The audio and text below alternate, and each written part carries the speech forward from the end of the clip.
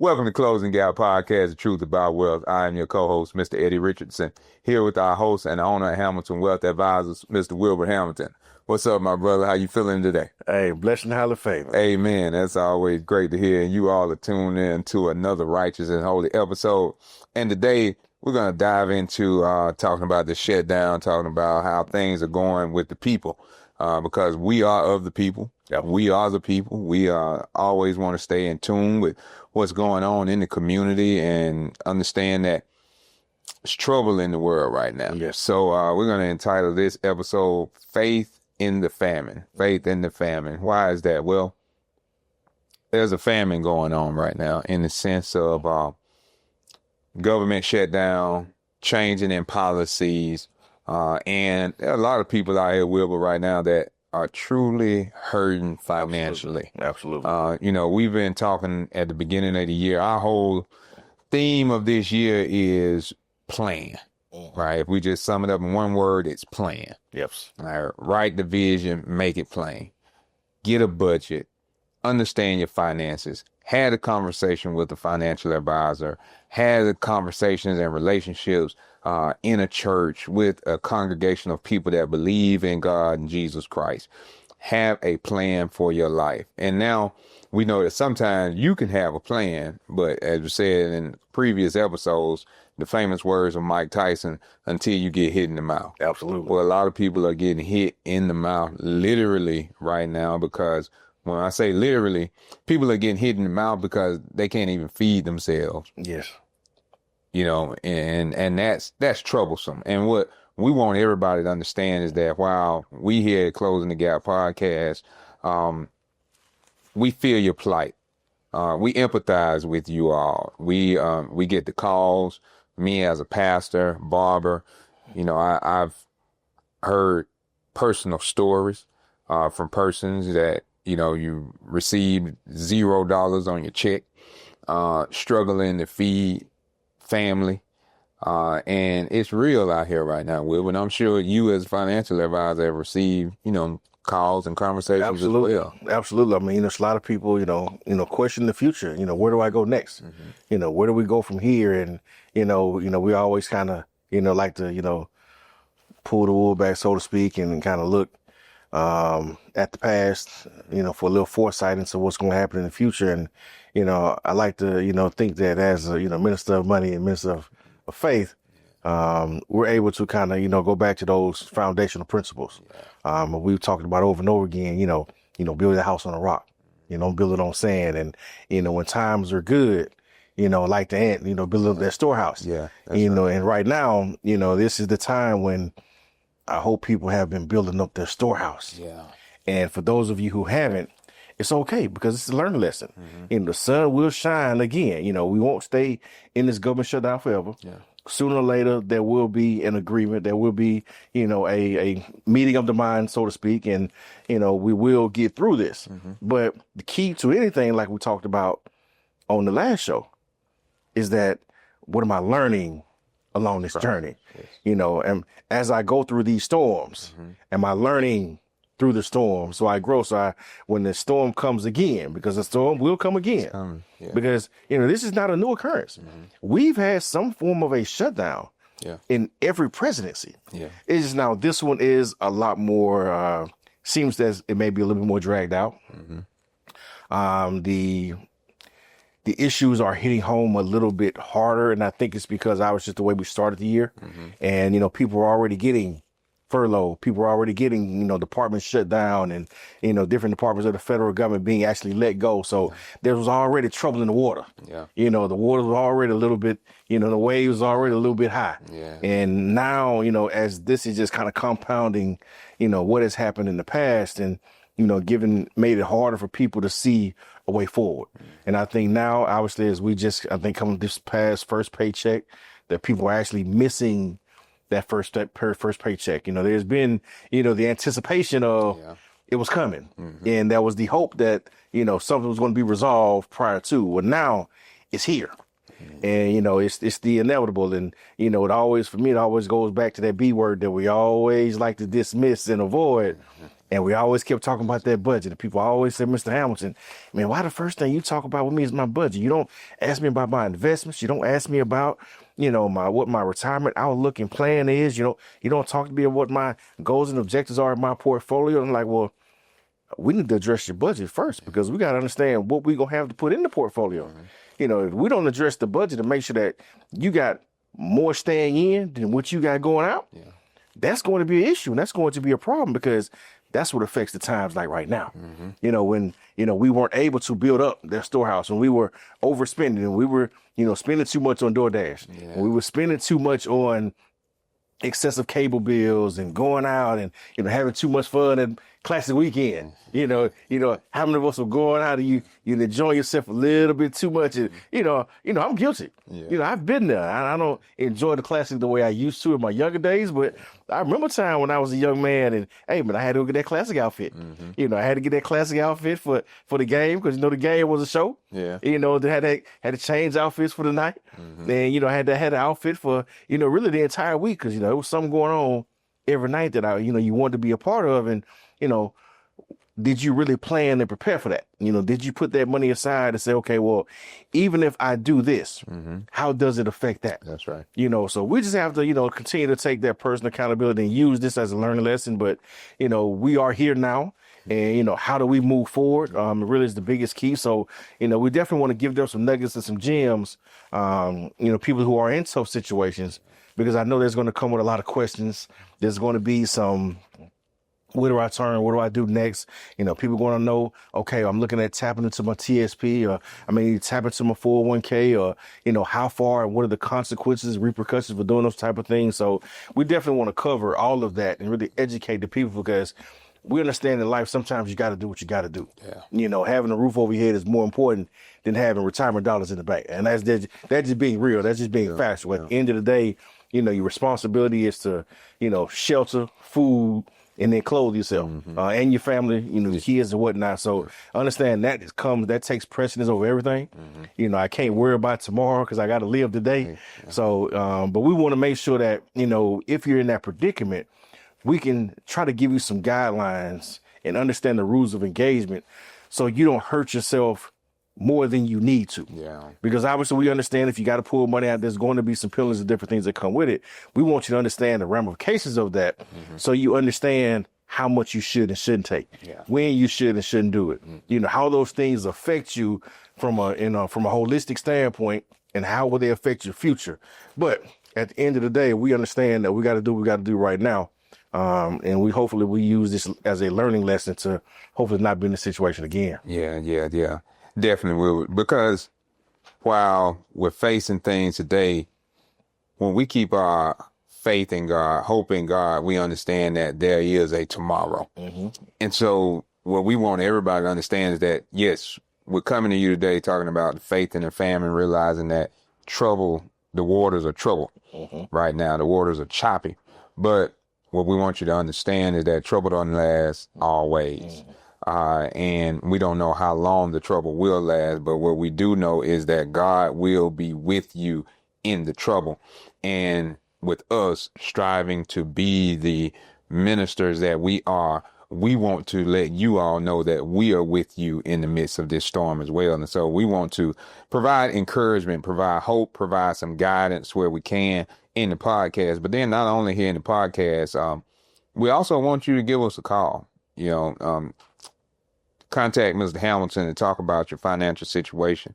But then also, if you need some counseling, somebody to talk to spiritually, then you come by the barbershop, talk to me. And those of you that know me and that are in the city and that are already clients, you take advantage of that already. And I appreciate you all doing that. And I appreciate it because it also holds me accountable, Wilbur. It holds me accountable to make sure that I continue to consult God consistently for myself, for my family, but then also for my extended family, meaning that those that tune in to Closing the Gap podcast, those that are my clients in the barbershop, those that are a part of the different churches that I pastored, and those that I have any type of relationship with, I strive to be the same person in every relationship that I'm in because this is who God made me to be, right? So it's my responsibility to God, first and foremost, to continue to hold steadfast, right? I had a conversation with one of my friends, and he's like, man, how does the pastor stay encouraged? You know what I'm saying? When the pastor also is facing the same types of issues that the people are. And I said, well, it's God. Right? It's God sustaining us in that way. That yes, we have some people to talk to, but for myself, number one, it's my relationship with God, my prayer life, my study life with God, and then also being able to have a wife that is spiritual and understands as well, that she and I can sit down, have the conversations with one another, pray with one another, and pray for one another. That not only are we, in this together as husband and wife, but we also have our lives and we have our own battles and struggles internally, externally, personally. And so when we sit down and talk, we're able to share those with one another. And then once we talk about it, then we can pray about it, because that's the action that we have to take in every situation, is constantly praying. So I just want to let everybody know that that's how we move. That's how we operate, is praying. And I think sometimes, Wilbert, when I mention prayer and when people think about prayer, they look at prayer as something that's passive, as though prayer, when we say, well, pray about it, they like, well, I don't see how the prayer is going to work, because prayer doesn't look like, if I'm hungry right now, it doesn't look like prayer is going to get me any food in the refrigerator. If my bank account is low and the job isn't paying me, then how is prayer going to get me any finances in that situation? Well, to be honest with you, I don't know how prayer is going to fill those gaps per se for each one of us personally. But what I do know is that what prayer does is it allows me to put my mind on the one that supplies the food, the one that supplies the job, and I shift my focus to him instead of them, instead of the things. And then once my focus shifts, now my eyes open up, and now I look on the horizon, and boom, I end up receiving some food. I end up receiving some money from places that I was not expecting, right? And so that's what I want to encourage everybody about when it comes to prayer, is prayer helps you shift your mind away from the trouble to be able to hear God and see what God has on the horizon. Because many times when you're in the midst of the storm, you can't see outside that storm, but God has something outside of the storm for you if you just continue to communicate to him in the midst of that circumstance. So we just want everybody to understand that we want you to be able to survive any storm spiritually and financially by constantly keeping your mind on God, keeping your prayer life intact, and reading and studying the word of God, because God is one that stays with you in the midst of adversity. God is one that stays with you and gives you strength in the midst of instability. He makes you stable in instability. Scripture today I want to share with it is Isaiah chapter 41. And it's a couple of verses in that, but the first one deals with us and what we're doing today. Isaiah 41:6 says, they helped everyone his neighbor, and everyone said to his brother, be of good courage. So our podcast today, what Wilbert and I striving to do here at Closing the Gap Podcast, this episode, is to tell all of you, be of good courage. Things may not be going like you need them to, like you desired them to. You may have been following your plan to a T from the beginning of this year, sticking to your plan, not deviating from your plan. And then now a deviation has come that's beyond your control. Like Wilbur said, we want to let you know it's okay. And we want to encourage you and tell you, be of good courage. We're here for you. God is here for you. And he'll never leave you, nor will he ever forsake you. Absolutely. Well, I think one of the biggest things that, I took away from that, and one of the biggest kind of key words to me in that was consistency. Because I always tell, clients when I come into contact with them, I say, well, look, Rome wasn't built in a day. Yeah. And consistently doing the right things over a long period of time is what's going to bring you the success that you need and that you want and that you desire. Unfortunately, we're not consistent enough in many areas of our life where we don't see the success that we want to see. So when we don't have the blessings that, we want to have, has the prayer life been consistent enough? You can't do it one time and expect God to make it happen tomorrow, because that's not a prayer. That's a wish. We got to have prayer. And I think that's something that, we need to have a better understanding of what prayer is. And like you said it, what does prayer look like? And I think prayer can look many different ways to many different people. Sometimes prayer is on your knees by yourself. Sometimes prayer is sitting at a kitchen table, with your family. Sometimes a prayer may be, walking around the park and me just observing. So, I'm one of the people, I have an active prayer life. I have I'm driving in the car by myself.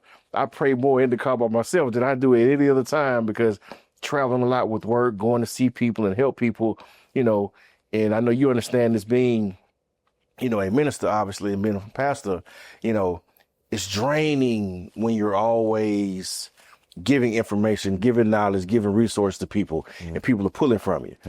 So when, how do you stay encouraged is when we have that prayer life and God says, okay, I'm never leave you nor forsake you. But he also says, don't get weary in well doing, because in due season, you're going to reap if you faint not. So that prayer life and that active prayer life for me is what rejuvenates me. What gets me going is what keeps me going, because a lot of times I think we're too docile in our prayers. A lot of times I think we just, we want to be hidden. Well, God wants you to show off in him. The goal for me is, we all called to be fishers of men.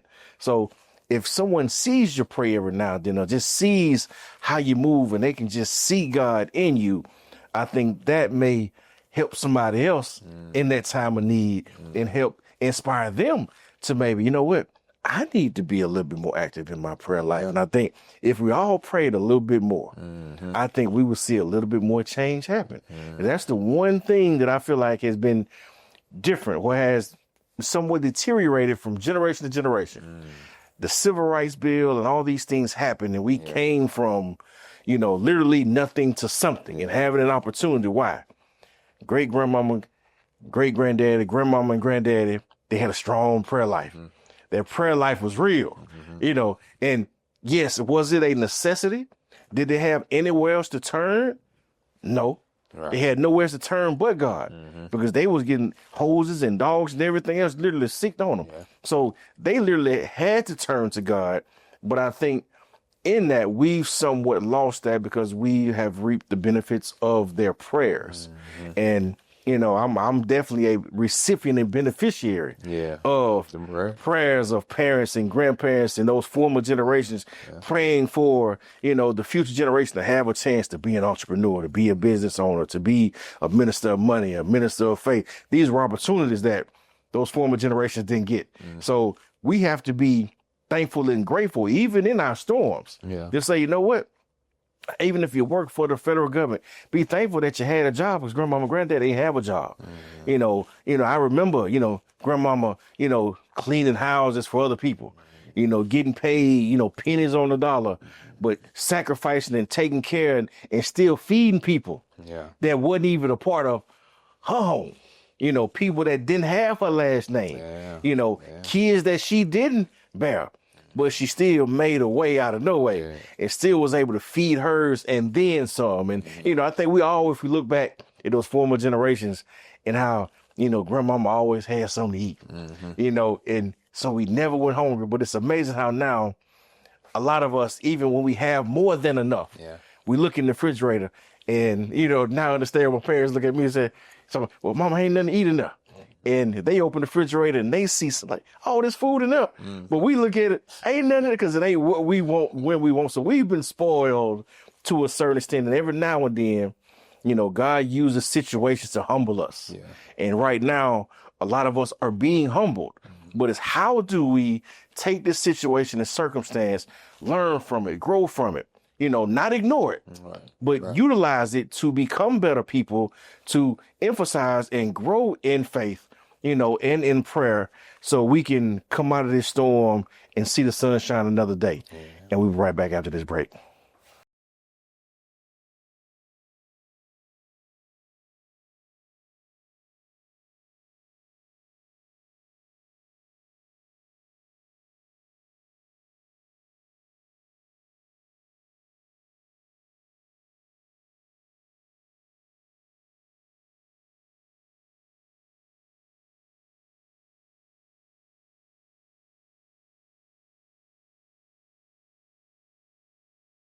Welcome back to Closing the Gap Podcast, The Truth About Wealth. I am your co-host, Mr. Eddie Richardson, here with our host and the owner of Hamilton Wealth Advisors, Mr. Wilbert Hamilton.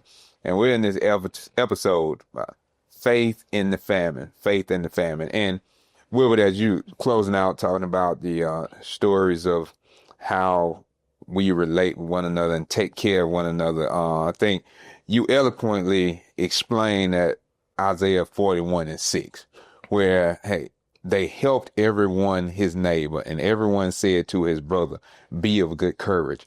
And because in those olden times, that's not too long ago, times, that's what helped everyone survive in the midst of circumstances. We've been spoiled as a result, like you said, living off of what they have done. And then now we are coming into a time where it's similar to those times. Yes. Where we are in troubled times, where we are going to have to care for our neighbors better than we have in previous times. Because, in over, I would say, a good 20, maybe even 30 years from, this time, everybody has kind of been able to get it on their own, so to speak, right? Where that you didn't need to lean on as many people as previous generation did. But now trouble has stirred up. And so now we're going to have to get back into a communal spirit like what we find in the scriptures. In the Bible, you have many examples of dependency on one another. During the time of the famine of Elijah, he was sustained in the midst of a drought that God allowed him to be able to be taken care of, to the point that he even went to a widow's house, and the widow was told to use her last to feed the prophet, right? To the point that even her child dies, but God restored them. And so that was a test of faith. And now our faith is being tested in this time. Do we truly trust God? Do we truly trust in God's plan? Do we trust in our prayer life and what we say we have asked God for and asked God to lead us in? Do we trust that God is really the one that has allowed us to be where we are and to be able to have what we have? And so we want to talk now in this segment about that power of prayer and meditation, how prayer helps you make better decisions. That's what I wanted to express earlier, and I hope I did it. And if not, we'll do it now. Let everybody know that prayer helps you make better decisions. It refocuses your mind from the problem onto the solution giver, which is God. And then also, when we're talking about taking care of your neighbor, making sure you're in a good community of people. Yes. Your big word is always trust, Will. And you talked about it from your perspective of being a financial advisor and asking the clients to trust you in the plan that you lay out, trust what you have given them, trust what has been laid out. And that's very important because we need people to hold us accountable. Absolutely. Especially in times like this where we all need help, we all need assistance. But as you get the help and as you get the assistance and as you have a plan, who do you go to consult to make sure that you stay on your plan? Mm. You know, you think about even going and working out, right? What makes sports so good is that you have a group of people that you work out with. Mm-hmm. And the person next to you is trying to do what you do, or you're trying to do more than them, right? Mm-hmm. So it's a healthy competition. Yes. It's to keep everybody's encouraged, to move everybody forward. And we need that now more than ever, that we need everybody to make sure that you get in a good community of people in the church, mainly because that's where we usually find everything we need. Where it is in a church. You find good friends. Mm-hmm. You find your babysitter. You find your financial advisor. Mm-hmm. You find the mechanic. You find your barber. You find your beautician. You find your nail tech. You find your videographer. You find your musicians. You find everything in the church. At least that's how it used to be. And we need to get back. Yeah. We need to get back to having all these people with all these different levels of expertise in the church, so that we can be able to encourage one another and hold each other stable in the midst of this famine that we're facing right now. Yeah, I mean, I think part of, we allowed and had more trust in each other when we found each other there, because we know we had something in common. We shared the same belief system. We knew and believed that, okay, well, you believe what I believe, you pray like I pray, your family has of the same mindset. We're all moving in the same direction on things that we want to accomplish and how we want to lead our family. So we almost on one accord, so to speak, as far as how we want to operate. And that's, even if we're in different professions, we know we all got the same goal of leading our families to Christ. Yeah. So at the end of the day, I can trust what you do because I trust who you are. Yeah. And I think that's, kind of, is what been somewhat eroded as we have kind of, left the church to a certain extent. Not as obviously faithful to the church. As I feel like as a whole, yeah, our community is not as faithful as church as it used to be. But we can make that better. I have one of my clients always says his phrase is, "Hey man, we got to be the change we want to see," and that's something I borrow from all the time and say, look, I've added, said, look, I'm always looking to be that change because I grew up in the church, and I saw the value, the benefit that the church has brought to my life just through affiliation, association. Me, mama taking me to church all day, throughout the week, Saturday, Sunday, Wednesday, Bible study, usher boys meeting, youth meeting, red circle, sunbeam, you name it, choir rehearsal, then of course, hey, we got to be there for the youth program and, pastor's anniversary, church anniversary. There was always something going on at the church. And, but the nuggets and the gems that I was able to pick up by being in church, and being around people of like faith and having those examples of seeing, kids growing up that were older than me, being successful and getting good grades in school and going on to college. And, it left a mark. Yeah. It was something to shoot for, something to follow. Seeing for the professionals you talked about in the church. And I knew, there was a gentleman who was a big real estate guy in the church I grew up in at home. And, my dad being a coach. And there was actually a couple other coaches that were, in the church as well. And, some other guys that was a doctor and that was an attorney. So just being able to see those professionals and see how all those guys came together, and worshiped together and prayed together and supported each other. That was big, for me and, my mindset of how things should look moving forward and how I saw all of them, be the head of the household and take care of their families and wives and kids and, stand up for them and also support them.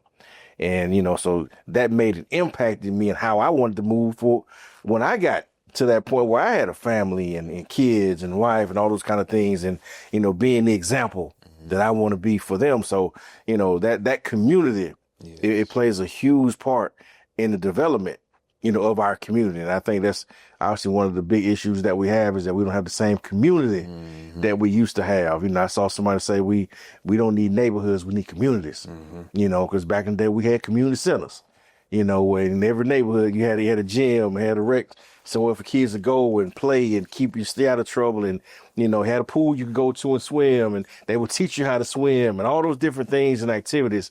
Now obviously, those things have been stripped away. And a lot of things are getting stripped away today. That storm we talked about has been brewing all year long. Now we're seeing the financial impacts of that storm. That storm has been, trying to strip away voting rights.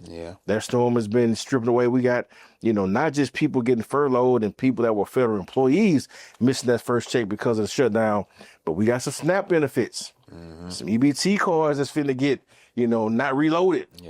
So when we understand people are finna get hungry. They finna be hungry for real. And, that's where how you've carried yourself, how you've built yourself, a lot of times that determines the help you're going to receive. See, how you treat people when you're up has a lot to do with how people are going to treat you when you're down.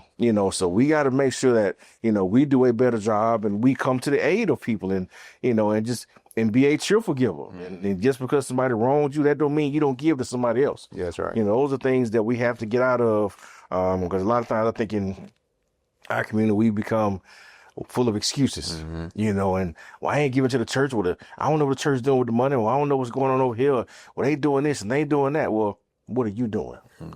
Are you helping anybody? So when you just saying what you ain't doing and what you ain't giving, well, nobody has the opportunity to be benefited or blessed or not. Right. Well, guess what? You're blocking your blessing. And most people don't understand, like, look, your job is to be a giver because that's the only way God can give more to you. Like, you supposed to be a blessing to somebody else. God ain't give you what you got to turn around and not be of a good cheer and be a blessing to somebody else. Like, that 10% that you supposed to sow that seed to him so he can plant and feed somebody else. Well, if you don't sow that seed, how can he help anybody else? Right. Well, guess what? Now you just cutting off your own hand, because if ain't nothing growing, how somebody else going to feed you? So we got to do a better job just as a community, I believe, of, not being so caught up in, things that really don't concern us. I think there are more than enough churches and organizations out there for us to give to. And if you have an issue with, your church home and you wondering what's going on with the money, or you don't trust what's going on with the money, guess what? You can change church homes. I know you know a good one they can find. And we're going to be sharing that information with you real soon on where you can go and make sure you can get your prayer life right and get some real teaching and some educated preaching. It's coming at you real soon. But, back to our regular scheduled program. So we want to make sure, like I said, we want to feed you in every way, shape, form, or fashion. We want to feed you here, obviously, from a financial standpoint and helping you understand how to make, certain mistakes and helping you avoid the pitfalls that we see. And I've witnessed from a day-to-day basis of talking with clients and understanding when times get tough. That's when financial catastrophes happen. We know most people make the worst decisions when they're in a tight bind financially, and they just trying to figure out how to make a situation that's wrong go right. But we have to be careful and make sure you get the education necessary. Make sure you get the information necessary, because if you're making a decision on right now and you're thinking about how much money you need to take out your TSP because that check not coming, or how much money, you need to have, because you're getting furloughed and your check is not the same as it used to be. And you think about pulling the money out of that 401k or, emptying out that investment account, understanding the pros and cons and the options that you have. A lot of people don't understand. Guess what? Right now, the stock market is going up today, but we got people not getting paid and their money's going down. Those adverse effects. But do you know how to, if you have a brokerage account, be able to access funds off of the brokerage account without liquidating your investment account? Those are things that can be done. If you understand and have your portfolio set up properly and managed properly, you have access to the right opportunities. People don't understand how they can utilize lines of credit off of their portfolios as a stopgap measure if they need to. If you've been saving, if you've been dollar cost averaging like we've been talking about all year, if you've been putting that money away and all of a sudden you've grown and you got 20, 30,000, did you know you may be able to get 15,000 off of that as a line of credit to help you bridge the gap, so to speak. And all of a sudden things get back and the government, shutdown ends and you're back to work, and all of a sudden you can put that back and pay it off over time. That's a way to maybe not touch your TSP or your 401k. Mm-hmm. But have you been exercising those things? Did you have a conversation with someone before you made a financial decision? And that's unfortunate, that we make too many decisions without speaking with the experts first to help us see what is the path of least resistance. Yeah. See, I want to make sure you eat too. I'm not going to tell you not to pay your mortgage and worried about putting that money in the investment account for retirement. That don't make sense. We go right is right and wrong is wrong. We would call a spade here. So we want to make sure that, you feed your family and, of course, pay your mortgage and your rent and make sure you keep your head above water. But also, we want you to know how to do it with the least amount of detriment to your long term. How can you not make the big mistake? Not take out too much out of your 401k. I had a lot of people say, man, I don't know how long the furlough gonna last. And, I don't know how long, the government gonna be shut down and we're not gonna get a paycheck. So, I just need to take out about 4 or 5 months. No, you don't. Why take out money and be taxed and penalized on that money if you're under a certain age? If you're under 59 and a half and you pull money out of your 401k, guess what? That's a 10% penalty on top of ordinary income taxes. So do we expect the government to be shut down the next 6 months? And if your living expenses are $5,000 a month, so do you need to take $30,000 out right now? And in order to net $30,000, that means you're gonna have to take out about $40,000. So that's $40,000 additional taxable income you bring in. But then the government opens back up in 2 months and you've taken out way more than you needed, paid taxes and gave the government money that you didn't have to. That's interest that you're going to miss out on from a growth perspective. No. Take what you need, not what you want. See, we get overly ambitious and we start thinking, oh, man, if I went ahead and got this, I could do that. I could take care of this. I could knock out this bill. No. Don't try and justify your bad decision making because of a predicament you're in right now. And some of you, especially if you're federal employees, there's a lot of banks and programs right now that ask if you are affected by the government shutdown, we can make arrangements for you, but you got to pick up the phone and call and ask. See, we're not used to asking for that help. We're not used to seeking that help. We're not used to trusting the information. So we'll go off of our own intuition, go off of our limited knowledge and make a decision when all we had to do was pick up the phone and make a call. And we could have got some factual information on how we could make the best decision possible. Who knows? It may be a way to defer that car note for a month. It may be a way to defer that mortgage, for a month or two, based on if you're a federal employee and you can show that you're in a financial situation and have some distress going on. Well, if we can do that, well, now all of a sudden that affects how much you need to take out. So you don't take out and hurt yourself from a penalty standpoint and paying unnecessary taxes and increasing your income. No. Let's take a step back and do a deep dive and make sure we analyze our situation. And that's where we go back to the beginning of the year. We said, write that thing down and make it plain. Sit down and have a conversation with somebody that can help you and hold you accountable to where you are and what you're doing. But the first thing we all have to do is ask for help. We got to get on our knees and call out to God. And if you don't know who to talk to, and you can always contact us at Hamilton Wealth Advisors, we're happy to help. You can always Google. You Google everything else on your phone. You can Google financial advisors in your area and see who comes up and give them a call. Talk to 1, to 2, to 3. Make sure you just get the information. So now you can make the best decision moving forward and hopefully hurt yourself the least in the long run. Because we understand sometimes we got to do what we got to do. But I don't want to cut off my whole leg if I could have just clipped my toenail and solved the problem. And we do pray that this is just a hangnail situation that we're facing right now because, as we said, trouble doesn't last always. So that's great information, and I think we definitely help the people and encourage them that, hey, the conversation is what's needed. Because that's what prayer is. Prayer is the conversation with God. And when you have the conversation with God, you receive clarity. And so what Wilbert has said now is come have the conversation about your finances so that you can have the clarity to make the right decision for your situation. Because many times, even though we may work with some people that are not getting paid or not getting their benefits as well, right? You need to understand everybody's financial situation is different. Yes. Everybody's home situation is different. Your work situation may be similar, but it's not the same. Yes. And so while we do want to try to help others that we're around and say, hey, look, this is what I did. This is how I got through. Those things are good, right? Those things are encouraging because you want to provide some assistance. But the greatest assistance that we can do for anybody is to go with them to the right place for the right conversation. Yeah. When somebody is in need of some help, the best thing that I can do is to listen to them and then go to God on their behalf. And in this situation also, we need to go to God on somebody's behalf and then also help them find the right financial advisor. And then also, if there are some food assistance programs, help them find the right place to find the food assistance that they need. And then when we come back from this break, we're going to try to provide some more encouragement for you all as we move forward to continue to have faith in the midst of this famine.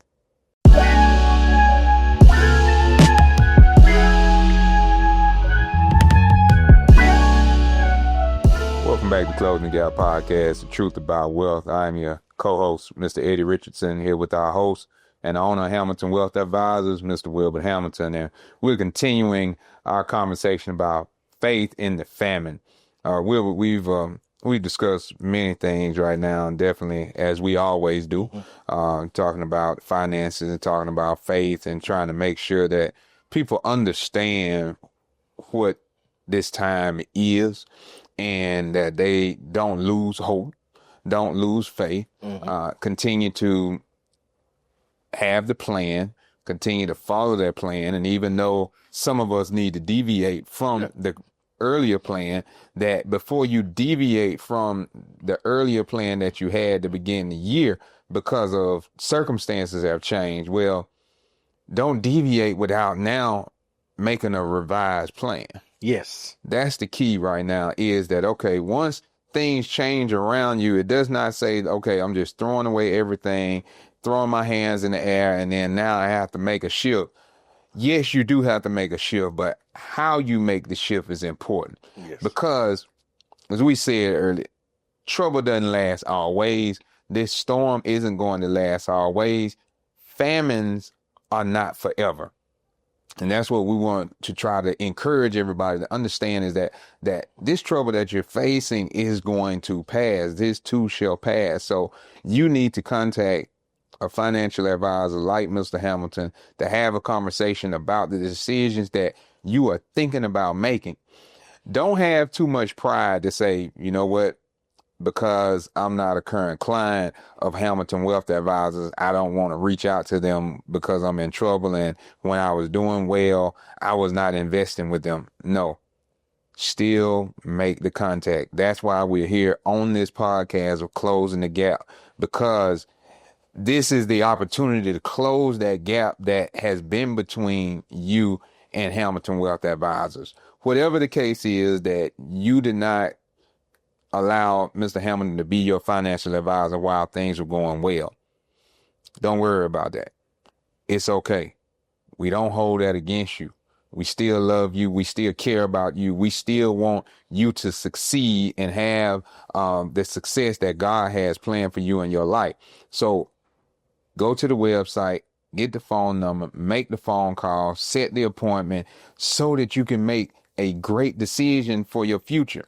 Because we know that these troubles come, but we don't want knee-jerk reactions in the midst of this. We know that in the midst of any adversity, in the midst of famine, then the temptation is to eat up everything that you have. But what you need to realize is that in the Bible, when there was a famine that Joseph had, that he didn't eat up all the seed grain that they had, but he took some of the seed when things were good, so that when the famine came, he would have seed to plant. Absolutely. And in the midst of the famine, he still didn't eat up every seed that grew. He still kept some of the seed to plant. So what we're saying is, when you devise a plan in the midst of this situation, that plan, that revision will still allow you to have success in the midst of this circumstance. But you have to consult a professional to do it. Then also in your faith, what you have to realize is that this is not the time to give up on God. This is not the time to throw in the towel and not pray. But more so, this is the time to pray more. This is the time to have a stronger faith in God. If you have not been going to church, this is the time to run to the church, to run to God in the midst of a troubled time, because God is the only one that can truly help us in any situation. Yeah. And I don't care what it is that you're facing. I don't care what it is that you've done that you may feel that you're not worthy to speak to God. Guess what? God still loves you. God still cares about you. And God still wants to be the help for you in the midst of this time.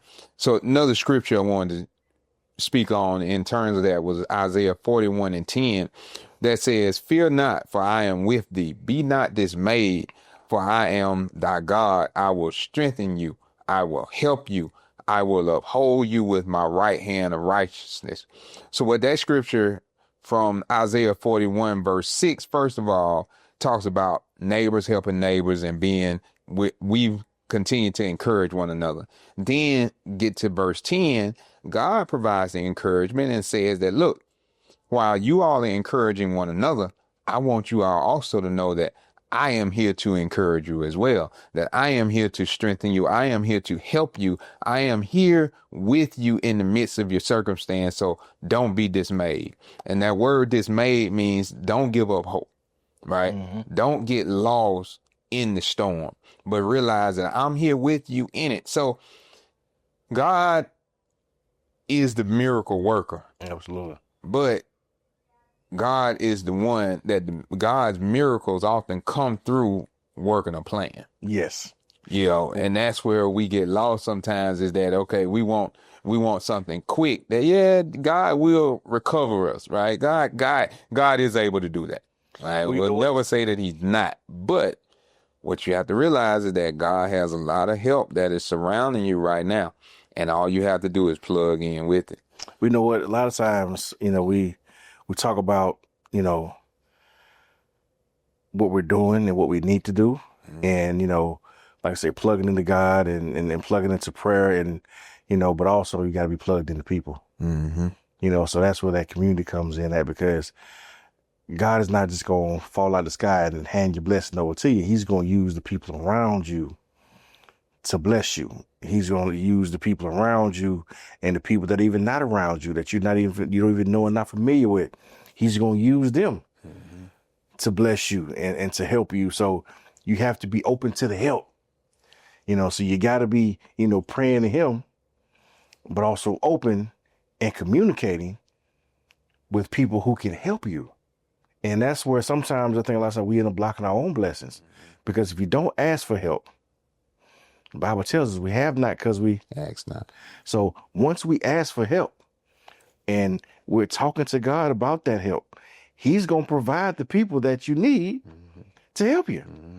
But if you're so stubborn and hard-headed and you're so stuck on waiting for God to show up himself, and I think a lot of times we need to define and help the people understand what prayer looks like. Mm-hmm. I don't think people really know what prayer looks like.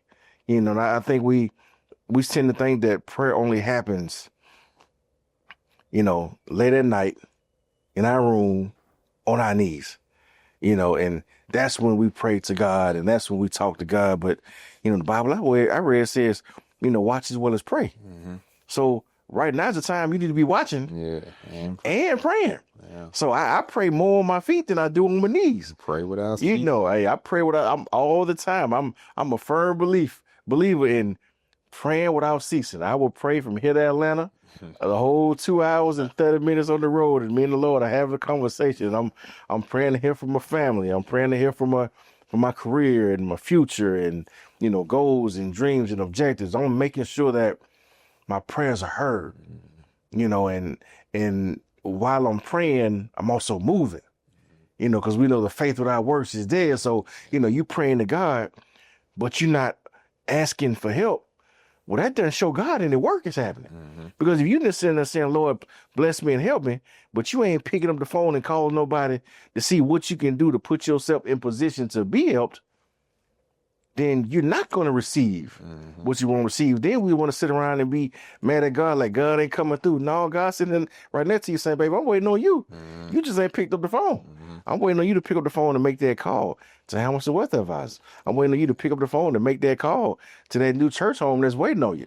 You know, I'm waiting on you to pick up the phone and make that call and contact Blueprint Barbershop so you can find a barber and a minister that can help you get yourself together, give you some discernment, give you a word, give you some direction, and just give you a little bit of peace, because God's words bring peace and peace bring understanding. See, one thing I learned, you know, through trials that I've gone through in my life is that I would always ask God to solve the problems.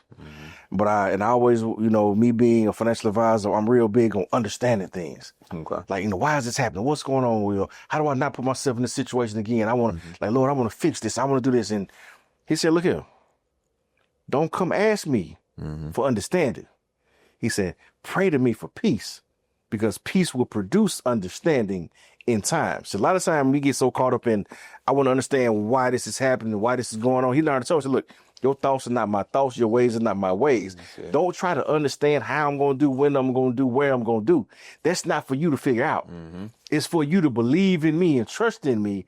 And once I started praying for peace, all of a sudden, as time went on, I could look back, and then he gave me the understanding. See, I think a lot of times, you know, we so busy, we so caught up in trying to get the understanding before the peace, that what we really end up doing is driving ourselves more crazy trying to figure out something that ain't need to be figured. So we'll try to figure it out because we want to do it ourselves. We want to fix the problem. We want to fix the situation. We want to have control over everything so we can be the reason for the season. We want to be the reason the season changed. We want to get ourselves out the mud. We said, look at you in the mud because I put you there, because I need you to trust me and ask me for peace so I can pull you out of there. Now, once you get out of there and we a few steps away, I will give you the understanding as to why you ended up there and what not to do again and what you need to do more of. So, you know, that's just something that I've learned in my time on this earth, and my time where, you know, I was struggling and I was trying to get understanding and I wanted to know why God was doing what he was doing and why things were happening. He sat me down and said, here, pray for peace, not understanding. Because once I give you peace, the understanding will follow. And I guarantee everybody can look at their life and look at where they are. And there's been something that happened in their past and didn't know how they was going to make it through and didn't know why it was happening and what was going on. But they made it through. And then as time went on, maybe it was 6 months, maybe it was a year, maybe it was 5 years. You look back and all of a sudden you had an aha moment. And the understanding was now provided. And they say, you know what? I get it, Lord. I now understand why that happened. I understand the purpose for that situation. But I needed peace to be able to function within the situation. I needed peace to be able to move through the storm. I don't need understanding to move through the storm. I need peace to be able to function in the middle of the storm so I can continue to move forward, because you don't need understanding to function. You need peace in order to function. So once I started to learn to know, it's my responsibility to pray for peace. It's his responsibility to give me the understanding. And he gives me that on his time once he knows I'm ready to receive it. Because a lot of times we're not ready to receive the understanding. He knows when we're ready to receive the understanding, because he wants us to know how to use that understanding moving forward. But we got to pray for the peace. But the biggest thing is I had to slow down and pray. And we started skipping steps, and we like to skip the line. You know, I remember, growing up, I was a young man, and you going to the club, I ain't standing no line. I got to skip the line. Hey man, what you need me to skip the line? Just so happened if it's a Kappa party, I'm automatically skip the line going to the fray. I'm throwing the party. They say, who are you? Yeah, I'm Mr. Kappa. I'm going right over here. You know what I'm saying? So I'm skipping the line. So we want to always skip the line and jump the line. A lot of y'all was trying to skip the line this past weekend for Classic. Hey, my name on the list. I'm good. I'm going on in. Well, I got the VIP ticket, so I was able to skip the line. But guess what? When it comes to God, you can't skip no steps. The first step is to pray. And once you pray, then he provide peace. Once you get peace, then later on it produces understanding. Yeah. That's where your growth comes in at. See, we grow not necessarily from the peace, but from the understanding that the peace produces. Yeah. So now my mind has grown and my understanding has grown. So I now have a greater role, and I have now in my mind a greater responsibility, because now I can see somebody else that's going through some of the same storms, and I can say, look here, look, don't pray for the understanding. You need to pray for that peace, and I can give them that wisdom that allowed me to make it through my storm and to come out and to come through that storm faster, because my mind got focused and stayed on him. Yeah. But it was the prayer and the praying without ceasing that sped up the process. So a lot of times if we ain't praying without ceasing, then we don't know how long that storm may last. I ain't trying to stay in the storm forever. Yeah. I'm trying to get through the storm as quickly as possible. Yes, so I'm trying to pray, and Lord, I'm going to pray 24 hours a day. If I'm awake and I got breath in my body and my eyes are open, or what they call, I am praying to Lord. Hey, Lord, help me, feed me, guide me, speak to me. Lord, I hear you. I'm there for you. You know, I'm doing everything I can. Please forgive me for things I've done and things I don't know I did. Yeah. You know, I want to be a blessing to others. I want to help others. So, you know, being a vessel and being prayerful, because for me, one of the greatest things I think that, you know, that shows me, I think, your growth as a man and as a Christian, as a follower of Christ, is that when you're going through your storms, still being able to pray for somebody else and be a blessing to somebody else along the way. So that's something for me. I pride myself on, you know, like the old folks say, I don't look like what I'm going through, you know, so I pride myself on, regardless of what I'm going through, you're not going to know what I'm going through, because I'm telling God, thank you anyhow. Yeah. And I'm still moving forward because I'm prayerful and he's giving me peace through the storm, and he's giving me enough peace to still be able to pray for you. And now I'm being able to be a blessing to somebody else, even though I'm in the middle of a storm.